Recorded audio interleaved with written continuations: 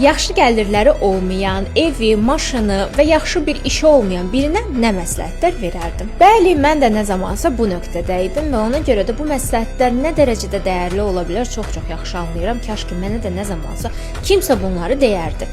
Ona görə də diqqətlə dinləməyinizi istəyirəm. Ən birincisi, hər hansısa bir ekspert, mentor, ödənişsiz şəkildə hər hansısa bir materialı dinləyib də o addımları ataraq pul qazana bilərsən deyirsə, onu diqqətlə dinləyərdim və hər şeyi addım-addım eləyərdim.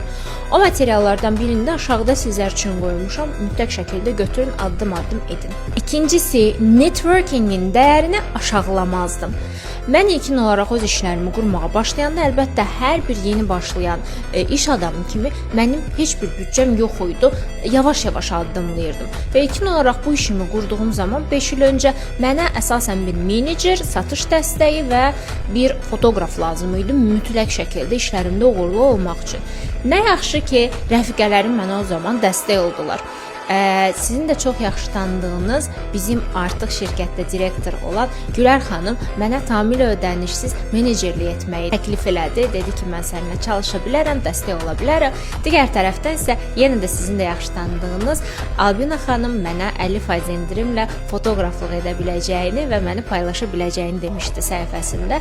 Məhz əlbəttə ki, dostlarımın dəstəyi ilə, məhz onların mənə etdiyi hər hansısa bir networking dəstəyi sayəsində mən indi olduğum nöqtəyə çatdım və bu networking olmasaydı ki, mənim saytımı quram daha sonra, dizaynları eləyən, mənə dəstək olan bir çox insanlar, ətrafımdan insanlar olubdu hamısı və əgər bu insanlar olmasaydı, mən indi bu networkingin dəyəri olmasaydı, mən indi bu nöqtədə olmazdım əlbəttə ki. Üçüncü ən önəmli şey isə, əgər istəmirsinizsə ki, illərinizi boşuna itirəsiniz, mütləq şəkildə psixoloji durumunuza ən xırda yatırımları belə etməlisiniz. Fərqi yoxdur.